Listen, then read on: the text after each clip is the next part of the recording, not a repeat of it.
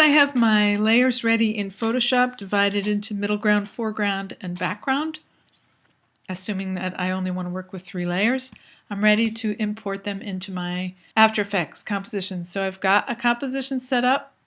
It is for 12 seconds, and it is the standard 1920 1080, 29.97 seconds, frames per second.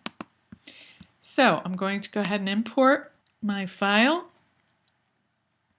and Parallax, and I'm going to bring it in as footage. And composition retain layer sizes doesn't really matter because my layers are larger than my composition anyway. So it did make a composition of those layers, and you can see that it is a vertical composition. It even brought my guidelines in from Photoshop showing where the 1080 1920 would be. But what I want to do is go back to my other setup, and I'm just going to bring in my background, and they're going to look gigantic at first, and then my middle ground and my foreground. I'm just going to throw them on there, and what I want to do is make them all 3D layers. And when I do that, you can see that I get this multi-tricolor arrow with horizontal, vertical, and Z, which is the depth, so X, Y, and Z. And I also want to introduce a new camera. So you can choose any one that you like. I'm going to go ahead and use a regular 35mm camera.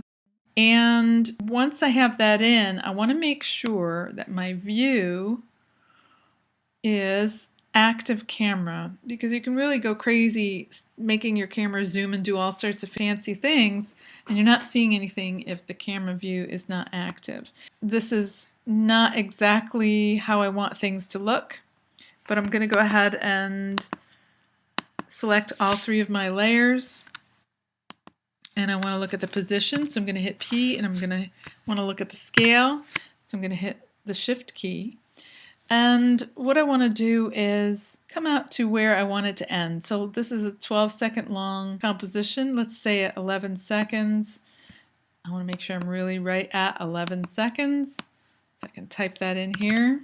And I want to set a keyframe for all of these.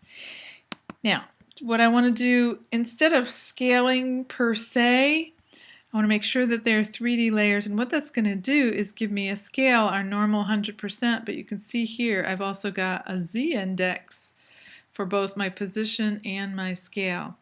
So what I want to do is push my background furthest back. Now I could do this a couple of ways.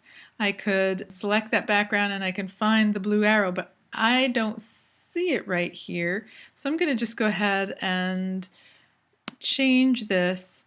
And you can see this area here is moving, and now I can see my blue arrow. I could just push backward. Let's go ahead and make this 2500 way in the back. And you'll see that now it's pushed pretty far back. And I'm going to then enlarge it. Now I can enlarge it by holding down the Shift key and just pulling it larger. Or I want to do this a little bit mathematically, so I'm going to say maybe 175. So that's my background. Let's position it a little nicer here. Let's go to my middle ground. Don't forget I'm modifying these keyframes here. So there's our mid ground, and you can see that if I enlarge that Z index, I'm pushing it further and further back. Now I don't want it to go behind my very backmost. Watch what would happen if I went all the way behind it. You can see now the background is in front of it. We're actually pushing this in space. So let's say, again, I wanted it about half. Let's say 1250. And with that, you can see also that I'm seeing black on the edges. Let's get back up to fitting.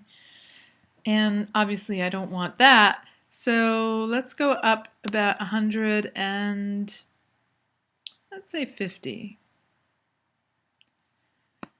And maybe we want to make this background even larger. So I'm going to go up, say 190, so that we get a different scale because it's way further back. And then my foreground, which has the 2 figures in it, let's say this is where we want to end. So we want to see the full figure more or less. So we're going to end it at 50%. And I find the sliders harder to use, but I just wanted to demonstrate that you can do that. So this is where it's going to end. And I want to make sure that I'm seeing the tops of their heads. I don't mind if a little bit of the foot gets cut off, but that looks pretty good, 50%. So there's a pretty big difference between the scale here. Maybe what I should do is leave it alone, is what I should do. So that's what it's going to look like at the end.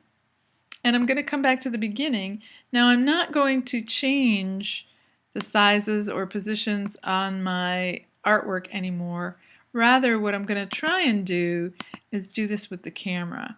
So with the camera, what I want to do is look at the transform, and at the very beginning I want to create 2 keyframes for point of interest and position, and then I want to go back to the other end right at 11 seconds, and I want to set a keyframe there because this is where it's going to end, remember.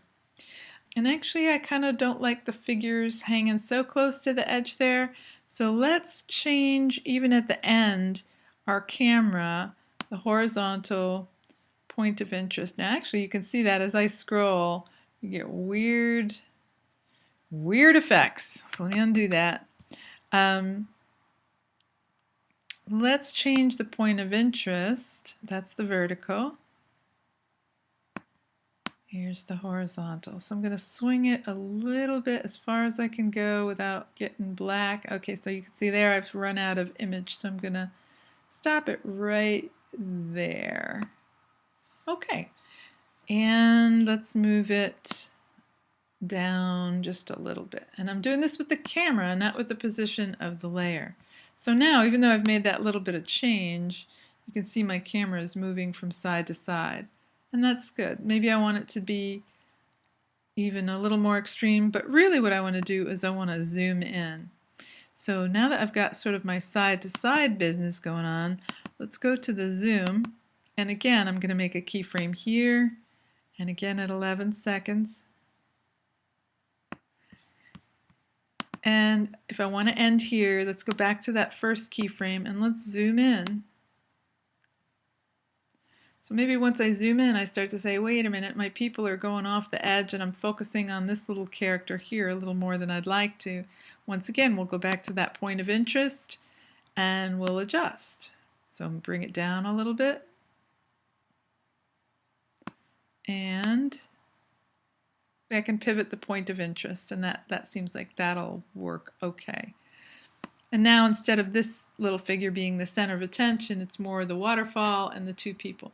So let's preview that, and we have a fair amount of camera work. I'll pause this while it resolves, and then I'll show you the end result.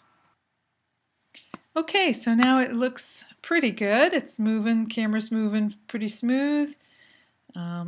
We're zooming out. The figures are seemingly staying somewhat stationary, but you can see that the background is shifting behind them, and you can even see the very most background is shifting even more there.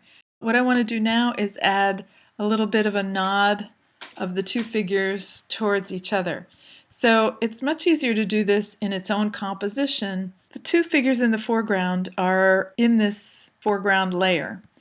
As you can see, if I turn it on and off. So what I want to do the puppeting, instead of doing it right here on the stage, is I'm going to pre-comp them.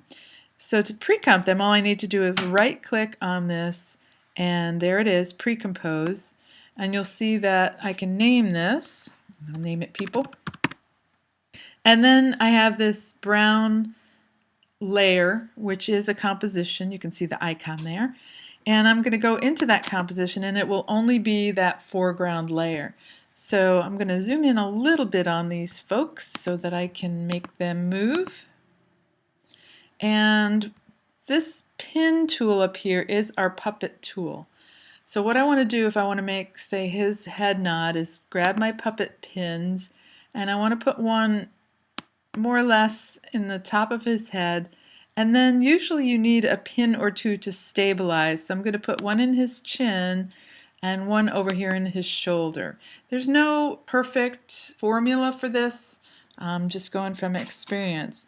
Now, if I were to want to animate this, let's say I want to come in at about 2 seconds, and that's where I want this to begin. You'll notice that this is based on a mesh, and what we're going to do is actually called deforming, and you'll see here that the 3 places that I put pins in actually created 3 different layers, and each one has a position.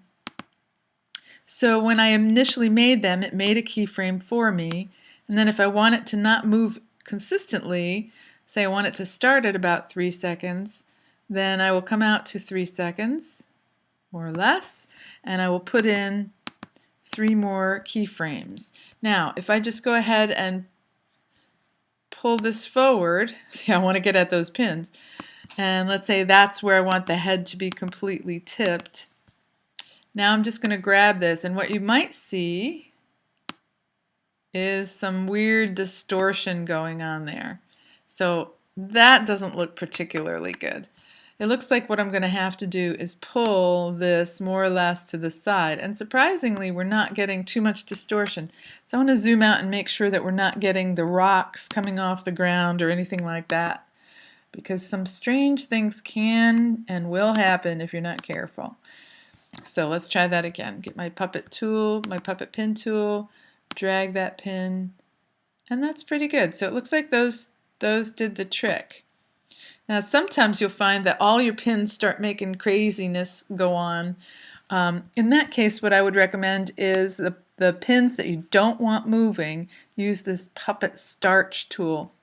So I'll just come and I'll spray this one on his shoulder and maybe this one on his chin with starch, and that would prevent me from moving any of the other pins. So now his head is the only thing that's moving. So now I'm going to do the same thing on this other figure, but maybe not at the identical time because that might look a little odd. So I'm going to come back to the beginning and place the pins. Same thing, I'll put one top of the head, one at the chin, and maybe one here out in the shoulder area. And I'm just going to test it. Now you see how we're getting some kind of crazy movement.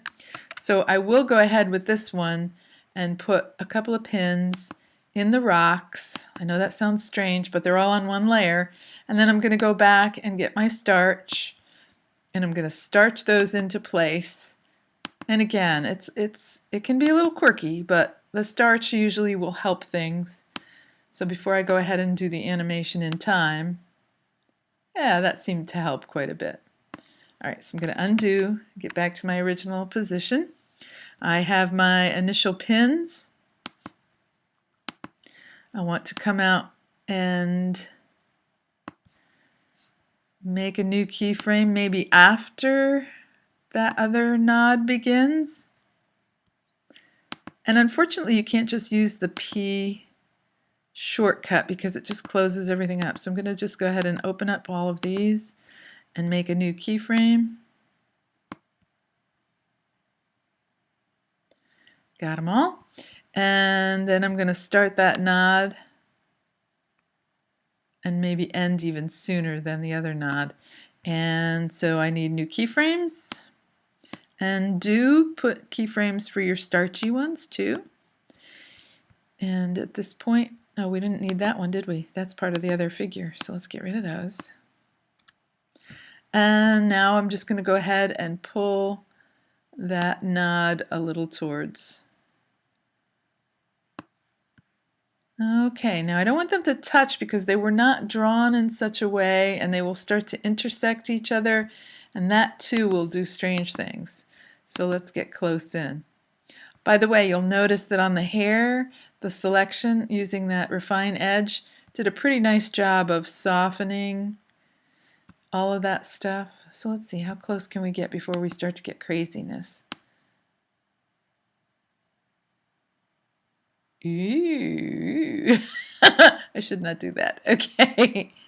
So if you start, now he actually looks like he's going to go in front, but of course that does not look normal. So let's undo that and just bring it closer without any crazy distortion.